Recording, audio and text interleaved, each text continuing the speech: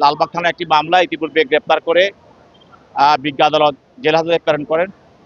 আজকে তার আইনজীবীরা শিরীন শারমিন চৌধুরীর জামিনের প্রার্থনা করেন এবং তারা জামিনের প্রার্থনা করে বলেন যে সে একজন মহিলা এবং তার বিভিন্ন রোগে সে আক্রান্ত।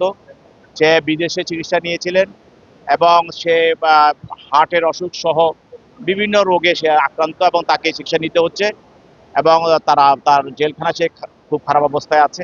এই ধরনের তারা বক্তব্য রেখেছেন।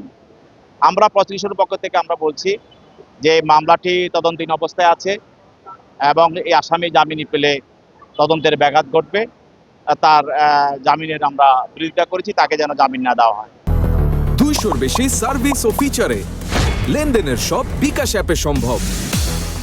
বিজ্ঞ আদালত উভয়ের বক্তব্য শুনে আসামির চিকিৎসাপত্র এবং তার অসুখের বিভিন্ন বিষয়, অসুস্থতার বিষয় ধরন বিবেচনা করে তাকে পুলিশ রিপোর্ট পর্যন্ত অন্তর্বর্তীকালীন জামিন মঞ্জুর করে। 50,000 টাকার মুচলেখায় অন্তর্বর্তী জামিন মঞ্জুর করে। তার আসলে কারামুক্তিতে কোনো বাধা আছে?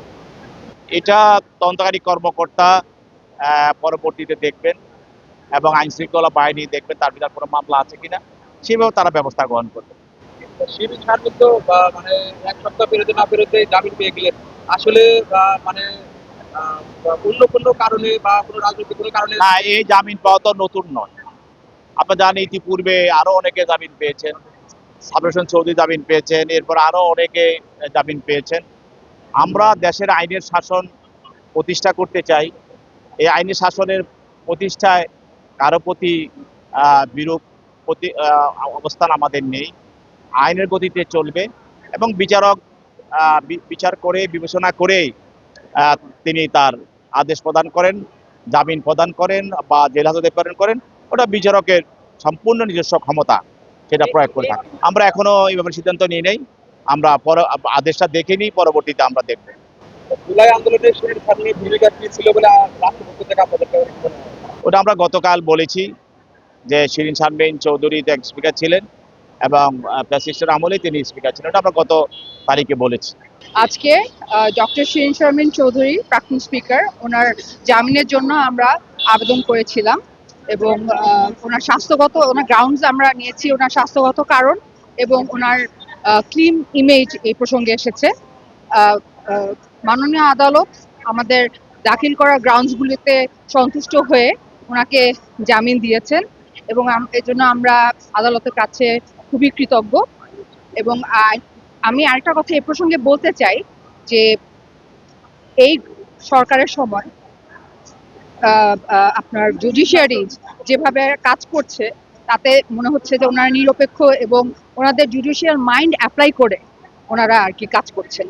তো এটা যেটা আগে অন্তর্বর্তীকাল সরকারের সময় খুবই বিরল ছিল এবং আমরা আশাবাদী এরকম ভাবেই যাতে ন্যায় বিচার এরকম ভাবে প্রতিষ্ঠিত হতে থাকে আইনের ধারাবাহিকতা। ধন্যবাদ। একটা বিষয়, উনি তো জামিন পেলেন, সেক্ষেত্রে আরো কোনো মামলা আছে কিনা, কারামুক্তিতে কোনো বাধা আছে কিনা, আপনার বেল বন্ড দাখিল করছেন এই বিষয়ে?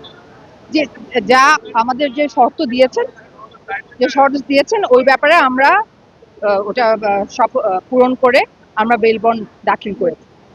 কারামুক্তিতে বাধা আছে কিনা? না, এই ব্যাপারে আমাদের এখন পর্যন্ত আমাদের কোনো কিছু আর নলেজে নেই, কোনো আমরা কিছুই জানি না। আপনারা কি মনে করছেন কখন সে কারামুক্ত হতে পারে? যত তাড়াতাড়ি পেপার ওয়ার্কস রিলিজ হবে তত তাড়াতাড়ি অর্ডারটা পাস হয়ে যেতে হবে। উনি যেহেতু যে চিকিৎসার জন্য সিঙ্গাপুর যাওয়ার কথা বললেন, সে কি সিঙ্গাপুর যেতে পারবে কি মনে করেন? না, এখন ওইটা না, সিঙ্গাপুর নিয়ে ওটা না, এটা এখন আপাতত এই ব্যাপারে কোনো সিদ্ধান্ত মানে আমরাও নেইনি, আদালতও এই ব্যাপারে কোনো কিছু বলেননি।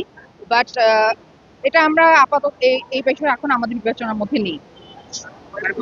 বাট ওনার চিকিৎসা অবশ্যই ওনার বিদেশ যাওয়ার জন্য অনুমতি ওটা আপনারা দেখে নেই যে পরবর্তীতে যখন দরকার হবে অবশ্যই আদালতের আমরা পারমিশন নিয়ে তারপরে আমরা ডেফিনেটলি চেষ্টা করব। বাট এটা আগে যদি দরকার হয়, কিন্তু আগে আমরা দেখেন উনি ওনার রিলিজ হলে ওনার স্বাস্থ্যগত অবস্থাটা এখানে তো একটা ইভ্যালুয়েট করতে হবে, যে এটা বেল বন্ড আপনার নর্মালি দেওয়া হয়।